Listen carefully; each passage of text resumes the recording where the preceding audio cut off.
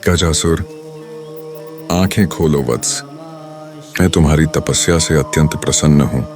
मांगो, तुम्हें क्या वर चाहिए?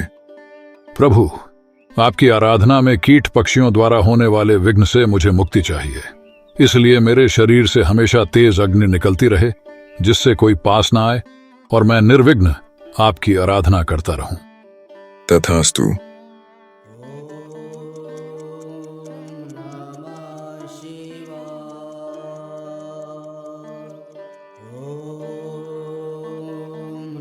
गजासुर, आंखें खोलो वत्स।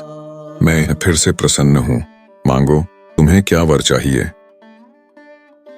हे प्रभु, वैसे तो मैंने कोई विशेष इच्छा लेकर तपस्या नहीं की थी, लेकिन यदि आप मुझे वरदान देना ही चाहते हैं तो कृपया कैलाश छोड़कर मेरे उदर में निवास करें।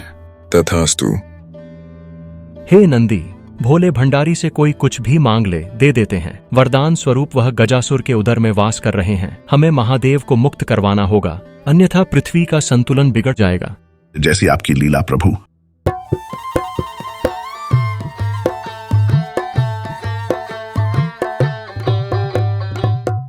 अरे हो ग्वाले, तुम्हारे मधुर संगीत और इस बैल के सुंदर नृत्य से मैं अत्यंत प्रसन्न हूँ। इतने साल की साधना से मुझ में वैराग्य आ गया था।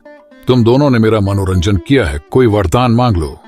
आप तो परम शिव भक्त हैं। शिव जी की कृपा से ऐसी कोई चीज नहीं जो आप हमें न दे सकें, किंतु मांगते हुए संकोच होता है कि कहीं आप मना न कर दें। तुम मुझे साक्षात शिव समझ सकते हो। मेरे लिए संसार में कुछ भी असंभव नहीं। तुम्हें मनचाहा वरदान देने का वचन देता हूँ।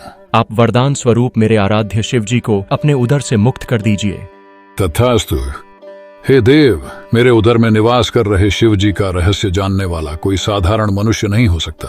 आप निश्चय ही स्वयं भगवान विष्णु हैं। कृपया मुझे अपने दिव्य स्वरूप के दर्शन दें। हे श्रीहरि, आपके दिव्य स्वरूप के दर्शन पाकर मैं धन्य हुआ। हे भोलेनाथ, आपको उदर में रखने के पीछे किसी का अहित करने की मंशा नहीं थी। मैं तो बस इतना चाहता था कि आपके साथ मुझे भी स्मरण किया जाए। शरीर से आपका त्याग करने के बाद मेरे जीवन का कोई मोल नहीं रहा प्रभु। इसलिए आप मुझे वरदान दीजिए कि मेरे शरीर का कोई अंश हमेशा आपके साथ पूजित हो।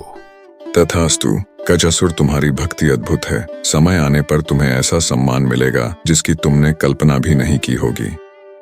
जब गणेश जी का शीश धड़ से अलग हुआ तो गजासुर के शीश को ही गणपति के धड़ से जोड़कर गणेश जी को जीवित किया था। इस तरह वह शिव जी के प्रिय पुत्र के रूप में प्रथम आराध्य हो गए। गजासुर की भक्ति ने उसे शिव जी के प्रिय पुत्र गणेश जी के रूप में नया जीवन दिया। ये कथा हमें यह सिखाती है कि भक्ति और समर्पण का फल कभी व्यर्थ नहीं जाता।